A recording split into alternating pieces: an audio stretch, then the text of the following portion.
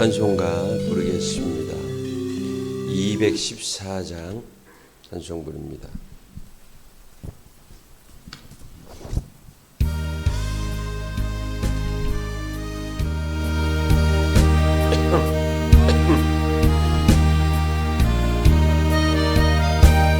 나 주의 도움 받고자 주 예수님께 빕니다.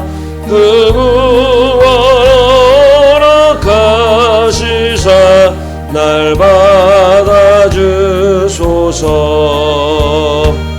내 모습 이대로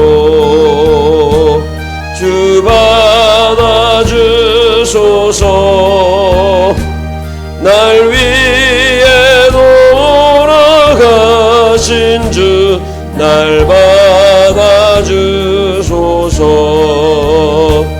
큰 죄에 빠져 영죽을 날 위해 피 흘렸으니 주 형상대로 빚으사 날 받아주소서. 내 모습 이대로 주 받아주소서. 날 위해 돌아가신 주 날 받아주소서. 내 힘과 결심 약하여 늘 깨어지기 쉬우니 주 이름으로 구원해 날 받아주소서. 내 모습 이대로 주 받아주소서. 날 위해 돌아가신 주 날 받아주소서. 내 주님 서신 발 앞에 나 끌어들였으니 그 크신 역사 이루게 날 받아주소서. 내 모습 이대로 주 받아주소서. 날 위해 돌아가신 주 날 받아주소서.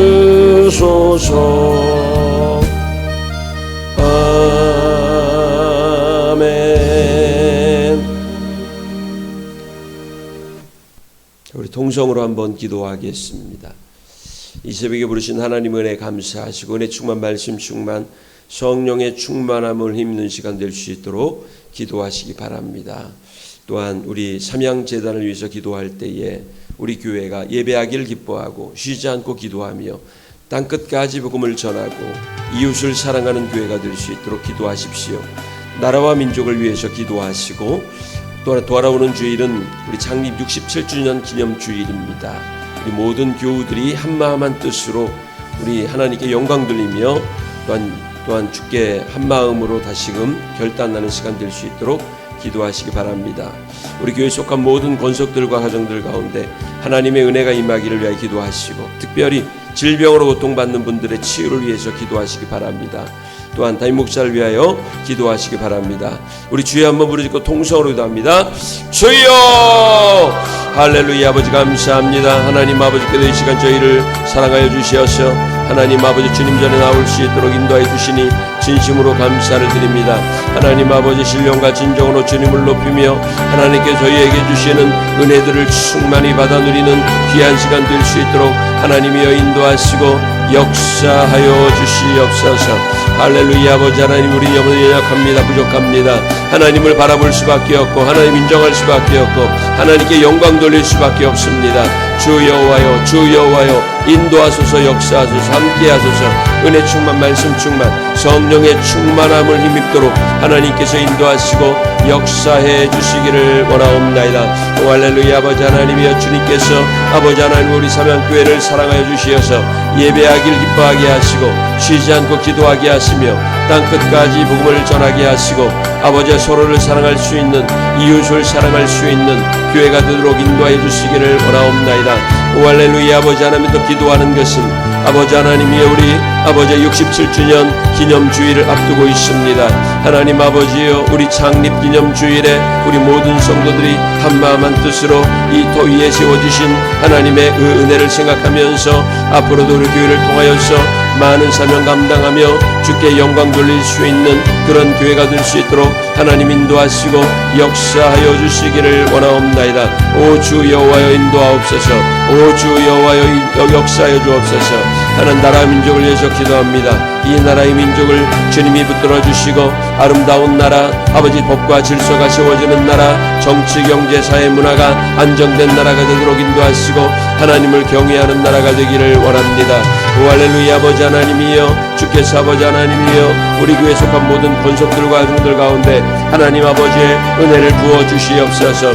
가정들마다 하나님의 복이 임하게 하시고 아버지 하나님의 질병의 권세가 떠나가게 하시고 마음속에 안정과 평화가 넘쳐나게 하여 주시기를 원하옵나이다. 할렐루야. 아버지 하나님, 부족한 저에게 능력을 더하셔서 아버지 하나님의 사명교회 아버지 양들을 이끌고 나 부족함이 없도록 인도해 주시고 아버지 하나님이야말로 주여 말씀의 권세를 허락하여 주시며 아버지 하나님의 주께서 아버지 교회를 사랑하신 것 같이 교회를 사랑할 수 있도록 인도하여 주옵소서. 주 여호와여, 인도하시고 역사하여 주심을 믿습니다. 하나님 아버지, 이 새벽에도 저희를 주의 전에 부르시고 하나님을 예배하게 하시니 감사합니다. 하나님, 주님 이 자리에 임재하여 계심을 믿습니다. 저희들 하나님의 다스리심과 하나님의 채워주심과 충만케 하심을 힘입어서 오늘 하루도 승리할 수 있도록 인도하여 주옵소서. 주시는 말씀이 우리의 생명 양식되며 영혼의 만나 되기를 원하오며 예수 그리스도의 이름으로 간절히 기도합니다. 아멘. 우리 하나님의 말씀은 누가복음 16장입니다. 누가복음 16장. 우리 1절부터 마지막 절까지 교독하고 마지막 절은 같이 읽습니다. 또한 제자들에게 이르시되 어떤 부자에게 청지기가 있는데 그가 주인의 소유를 낭비한다는 말이 그 주인에게 들린지라. 주인이 그를 불러 이르되 내가 내게 대하여 들은 이 말이 어찌 됨이냐. 내가 보던 일을 세마라. 청지기 직무를 계속하지 못하리라 하니. 청지기가 속으로 이르되 주인이 내 직분을 빼앗으니 내가 무엇을 할까. 땅을 파자니 힘이 없고 빌어먹자니 부끄럽구나. 내가 할 일을 알았도다. 이렇게 하면 직분을 빼앗긴 후에 사람들이 나를 자기 집으로 영접하리라 하고. 주인에게 빚진 자를 일일이 불러다가 먼저 온 자에게 이르되 내가 내 주인에게 얼마나 빚졌느냐. 말하되 기름 100만이니이다. 이르되 여기 내 증서를 가지고 빨리 앉아 50이라 쓰라 하고. 또 다른 이에게 이르되 너는 얼마나 빚졌느냐. 이르되 밀 100석이니이다. 이르되 여기 내 증서를 가지고 80이라 쓰라 하였는지라. 주인이 이 옳지 않은 청지기가 이를 지혜 있게 하였으므로 칭찬하였으니 이 세대의 아들들이 자기 시대에 있어서는 빛의 아들들보다 더 지혜로움이니라. 내가 너희에게 말하노니 불의의 재물로 친구를 사귀라. 그리하면 그 재물이 없어질 때에 그들이 너희를 영주할 처소로 영접하리라. 지극히 작은 것에 충성된 자는 큰 것에도 충성되고 지극히 작은 것에 불의한 자는 큰 것에도 불의하니라. 너희가 만일 불의한 제물에도 충성하지 아니하면 누가 참된 것으로 너희에게 맡기겠느냐? 너희가 만일 남의 것에 충성하지 아니하면 누가 너희의 것을 너희에게 주겠느냐? 집 하인이 두 주인을 섬길 수 없나니 호기를 미워하고 저를 사랑하거나 호기를 중히 여기고 저를 경히 여길 것임이니라. 너희는 하나님과 재물을 겸하여 섬길 수 없느니라. 바리새인들은 돈을 좋아하는 자들이라 이 모든 것을 듣고 비웃거늘 예수께서 이르시되 너희는 사람 앞에서 스스로 옳다 하는 자들이나 너희 마음을 하나님께서 아시나니 사람 중에 높임을 받는 그것은 하나님 앞에 미움을 받는 것이니라. 율법과 선지자는 요한의 때까지요 그 후부터는 하나님 나라의 복음이 전파되어 사람마다 그리로 침입하느니라. 그러나 율법의 한 획이 떨어짐보다 천지가 없어짐이 쉬우리라. 무릇 자기 아내를 버리고 다른 데 장가드는 자도 간음함이요 무릇 버림당한 여자에게 장가드는 자도 간음함이니라. 한 부자가 있어 자색 옷과 고운 베옷을 입고 날마다 호화롭게 즐기더라. 그런데 나사로라 이름하는 한 거지가 헌데 투성이로 그의 대문 앞에 버려진 채 그 부자의 상에서 떨어지는 것으로 배불리려 하며 심지어 개들이 와서 그 헌대를 핥더라. 이에 그 거지가 죽어 천사들에게 받들려 아브라함의 품에 들어가고 부자도 죽어 장사되매 그가 음부에서 고통 중에 눈을 들어 멀리 아브라함과 그의 품에 있는 나사로를 보고 불러 이르되 아버지 아브라함이여 나를 긍휼히 여기사 나사로를 보내어 그 손가락 끝에 물을 찍어 내 혀를 서늘하게 하소서. 내가 이 불꽃 가운데서 괴로워하나이다. 아브라함이 이르되 예 너는 살았을 때에 좋은 것을 받았고 나사로는 고난을 받았으니 이것을 기억하라. 이제 그는 여기서 위로를 받고 너는 괴로움을 받느니라. 그뿐 아니라 너희와 우리 사이에 큰 구렁텅이가 놓여 있어 여기서 너희에게 건너가고자 하되 갈 수 없고 거기서 우리에게 건너올 수도 없게 하였느니라. 이르되 그러면 아버지여 구하노니 나사로를 내 아버지의 집에 보내소서. 내 형제 다섯이 있으니 그들에게 증언하게 하여 그들로 이 고통받는 곳에 오지 않게 하소서. 아브라함이 이르되 그들에게 모세와 선지자들이 있으니 그들에게 들을지니라. 이르되 그렇지 아니하니이다. 아버지 아브라함이여 만일 죽은 자에게서 그들에게 가는 자가 있으면 회개하리이다. 같이 이르되 모세와 선지자들에게 듣지 아니하면 비록 죽은 자 가운데서 살아나는 자가 있을지라도 권함을 받지 아니하리라 하였다 하시니라. 아멘. 할렐루야. 예, 하나님의 크신 은혜와 사랑과 능력이 이 시간 주님 앞에 나와 예배하는 모든 성도들에게 충만하기를 주님의 이름으로 간절히 축원합니다. 우리 순서에 따라서 오늘 누가복음 16장에 있는 말씀을 읽고 이 말씀들이 우리에게 주시는 교훈을 받겠습니다. 자, 오늘 누가복음 16장에는 크게 보면 이 두 가지 이야기가 있습니다. 불의한 청지기 비유와 또한 부자와 나사로 이 비유의 말씀입니다. 그러나 큰 맥락에서 보면 이 두 가지 이야기는 같은 의미를 우리에게 주고 있습니다. 어제 누가복음 15장에 집 나갔다 다시 돌아온 그런 둘째 아들의 비유를 여러분들 아마 들으셨을 것입니다. 어떤 사람에게 두 아들이 있었는데 둘째 아들이 유산을 나누어 달라고 아버지에게 무리한 요구를 했고 아버지는 둘째 아들의 요구를 들어줍니다. 둘째 아들은 아버지에게서 받은 재물을 가지고 먼 나라로 가서 허랑방탕하게 다 허비합니다. 그리고는 이제 거지가 되었는데 먹을 것조차 없어서 돼지치는 천한 일을 자처하죠. 돼지가 먹는 쥐엄나무 열매로 배를 채우려고 하나 그조차도 충분하지 않습니다. 그제서야 비로소 아버지를 떠올리게 되었고 내 아버지의 집에는 풍족한 품꾼이 얼마나 많은고 아버지의 집으로 돌아가자. 나를 아들의 하나로 인정해 달라는 것이 아니라 종의 하나로 인정해 주시더라도 내가 아버지께로 가는 게 낫겠다 하고는 아버지께로 돌아갑니다. 아직도 아들과의 사이가 거리가 먼데 아버지가 둘째 아들을 알아보고 달려와서 목을 끌어안고 가락지를 끼우고 입을 맞추고 발에 신을 신기고 그리고는 동네 사람들과 함께 살진 송아지를 잡아서 그 둘째 아들의 귀환을 축하하고 축복했다 그랬습니다. 그런데 우리 누가복음 15장의 이 비유에는 사실은 이 두 가지의 비유가 같이 나오는 것입니다. 둘째 아들의 비유와 첫째 아들의 비유인 것이죠. 첫째 아들은 이 자기 동생이 돌아왔는데 아버지가 그를 축하하고 또 잔치까지 벌여주는 것을 보고는 마음에 시기심이 생깁니다. 나는 여태까지 아버지의 집에서 뼈 빠지게 일을 하면서 아버지 곁에서 일을 도왔는데 나를 위해선 염소 새끼 한 마리도 잡아 친구들과 잔치하라고 주지 않고 어째 아버지의 재산을 다 허비하고 돌아온 저 탕자를 위해서는 이 잔치가 웬 말입니까? 하면서 그렇게 불평을 합니다. 그런데 사실은 이 첫째 아들이 불평할 게 없는 것이 이미 둘째 아들에게 유산을 나눠줄 때 첫째 아들도 이미 다 받았습니다.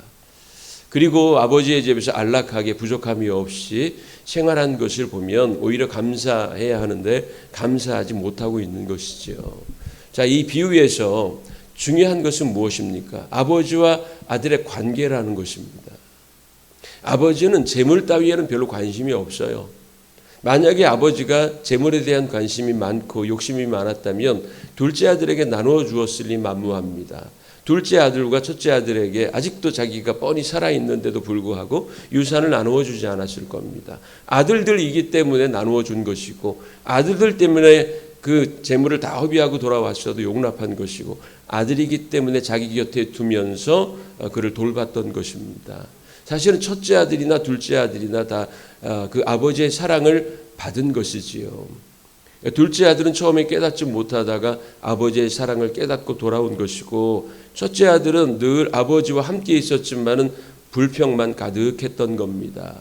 이것은 유대인들, 하나님의 자녀이며 하나님의 품속에 있는 유대인들이 오히려 하나님 앞에 감사하지 못하고 또한 비행을 저지르고 또 아버지에게 자신의 처지, 즉 둘째 아들은 선대하고 나는 대우하지 않는다라고 그렇게 불평을 늘어놓았던 것이고 둘째 아들은 마치 이방인, 창녀, 죄인, 쇠리들 이런 사람들처럼 아버지 곁을 떠나간 사람들이라고 볼 수 있습니다.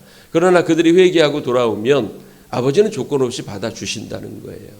그러니까 결국 이 둘째 아들의 비유, 첫째 아들의 비유에서 우리에게 알려주고 있는 것은 아버지와 자녀와의 관계라고 하는 것입니다. 물질보다 더 중요한 것이 관계다. 제가 왜 어제 살펴본 내용을 다시금 말씀을 드리냐 하면 이 16장을 제대로 이해하려면은 15장에 있는 이 비유를 우리가 먼저 잘 이해하는 것이 전제되어야 되기 때문입니다. 어찌 보면 이 복음서에 있어서 신약성경 가운데서도 가장 해석하고 이해하기 어려운 부분이 바로 오늘 이 불의한 청지기의 비유이거든요.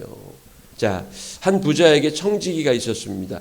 청지기란 집안 사물을 다 돌보는 그리고 주인이 가지고 있는 재산까지도 다 돌보는 역할을 하는 집사와 같은 사람입니다. 그런데 어느 날 주인에게 어떤 소문이 들리는데 그 청지기가 자기의 재물을 낭비하고 허비하고 있다 하는 그런 이야기를 들은 겁니다. 얼마나 화가 나겠습니까? 자기의 것도 아닌데 내 것을 가지고 자기 마음대로 사용을 하고 또 정확하게 나오지는 않지만은 횡령하고 있다는 그런 이야기를 들으니까 그냥 둘 수가 없었어요. 청지기를 부릅니다. 내가 이런 이야기를 들었는데 사실이냐? 자기가 행한 것이기 때문에 변명할 여지가 없었습니다. 자, 이제부터 너에게 청지기의 직무를 맡기지 않을 것이다. 자기의 직업을 잃었습니다.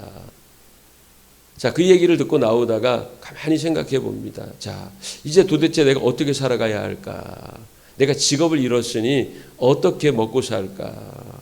땅을 파자니 참 힘이 없고 능력이 없고 빌어먹자니 창피하고 부끄러워서 안 되겠다. 그럼 어떻게 할까? 하고 그가 생각한 것은 그 주인에게 채무를 진 자들을 다 불러요. 그리고 너는 얼마 내 주인에게 갚을 것이 있느냐. 그럴 때에 기름 100마를 빚을 졌다 하면은 50으로 고쳤으라. 그렇게 하고 그리고 밀 100석을 빚진 자에게는 80이라고 고쳤으라 하고 그 계약서를 고치라는 거예요. 여러분, 주인의 재물을 낭비한 것도 사실 굉장히 큰 잘못입니다. 그런데 주인이 받아야 할 당연한 채권마저도 그것을 변절시키고 그것을 어떻게 위조해 가지고는 주인이 당연히 받아야 될 분깃을 또다시 손해를 보게 만드는 거나 마찬가지잖아요. 그러면은 여러분들 생각해 보십시오. 주인이 그를 불러다가 어떻게 해야 되겠습니까? 법적으로 조치를 해야 됩니다. 자기의 재물을 낭비한 것도 사실은 그냥 넘어가 주었는데 자기가 당연히 받아야 될 빚을 그것을 탕감해 주어 자기 마음대로 탕감을 해 주었으니까 이거는 뭐 여지가 없는 처벌받아 마땅한 그런 범죄인 것이지요. 그러나 그 주인은 처벌하지 않아요. 오히려 네가 일을 지혜롭게 잘 처리했구나 하면서 그 청지기를 칭찬했다는 거예요. 예수님이 그 이야기를 하면서 불의의 제물로 친구들을 사귀라. 그러면 심판의 날에 네가 영주할 처소로 들어갈 수 있을 것이다. 어떻게 보면 참 이해하기가 힘들죠. 분명히 잘못했고 법적인 처벌을 받아야 마땅한 청지기를 왜 용서해 주는 것도 모자라서 그를 칭찬해 주었을까. 사실은 여기 이 청지기가 주인의 재물을 낭비하고 주인이 받아야 될 당연한 빚에 대해서 손해를 끼쳤다는 데 있는 게 아닙니다. 불의의 재물로 친구를 사귀라는 데 그 의미가 있는 거예요. 여러분. 자, 어떤 성경학자들은 이것을 이렇게 해석을 하기도 합니다.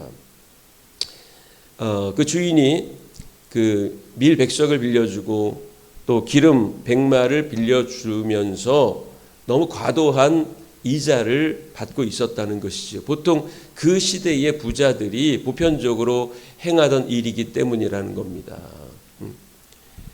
자, 이 청지기가 주인에게 그 쫓겨날 때에 그 빚진 자들에게 빚을 탕감해 주는 일은 어찌 보면 그 주인에게도 그 청지기에게도 또 그 탕감받은 사람에게 모두에게 이익이 되었을 것이다 라는 겁니다.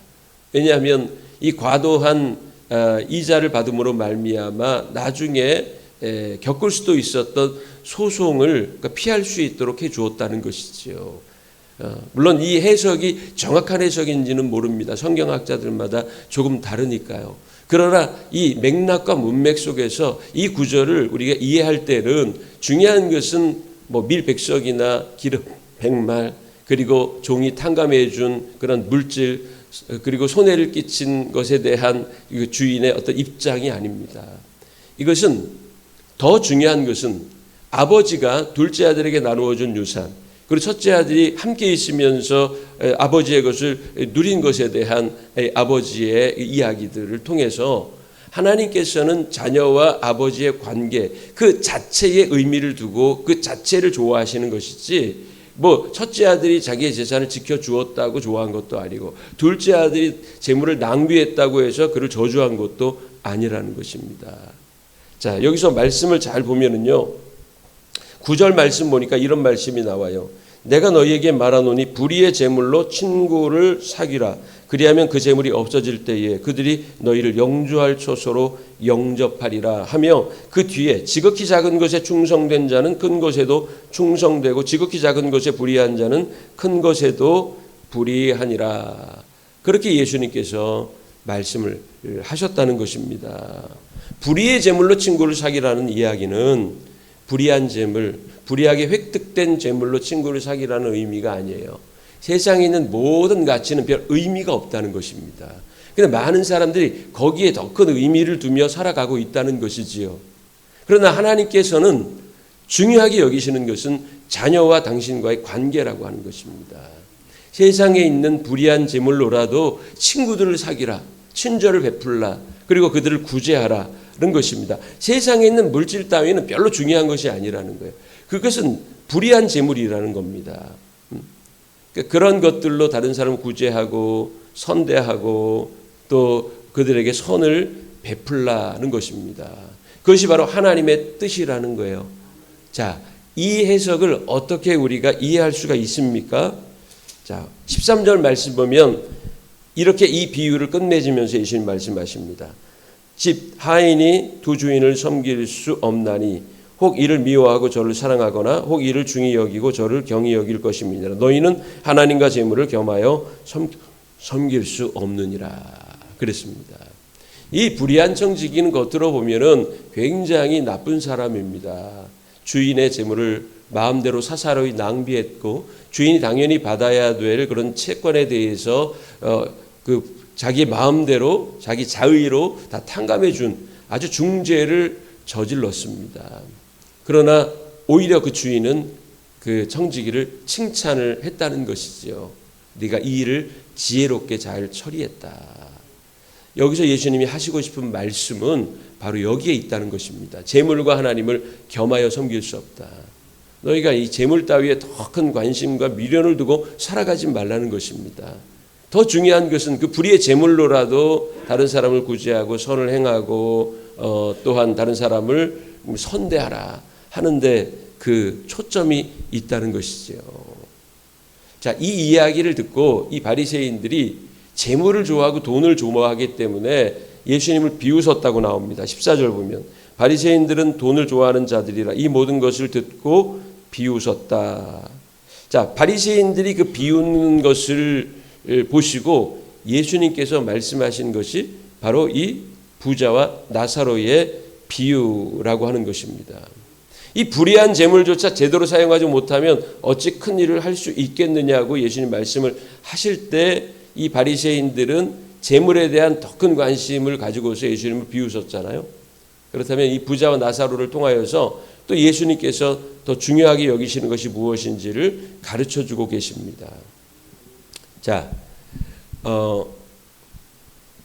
부자와 나사로가 있었습니다. 부자는 자색 옷을 입고 고급 옷이죠. 지체 높은 사람들이 입는 옷입니다. 고운 베옷, 아주 부드럽고 고급 직물로 짠 옷을 입고 날마다 호화로이 즐겼다고 했어요. 부족할 것이 없는 사람입니다. 그러나 반면 나사로라고 하는 이 불행한 사람이 있었는데 그는 가진 것이 없었어요. 그 부자의 대문 바깥에서 버려지는 음식 쓰레기들로 요기했습니다. 그는 몸에 병도 있었습니다. 지독한 피부병이 있었던 것 같아요. 그 피부병에서 진물이 흘러나오자 개들이 와서 그 헌대를 핥았다. 그래서 얼마나 비참하고 참혹한 삶을 살았는지 모릅니다. 그러나 부자는 전혀 다른 세계에 살고 있었던 것이지요.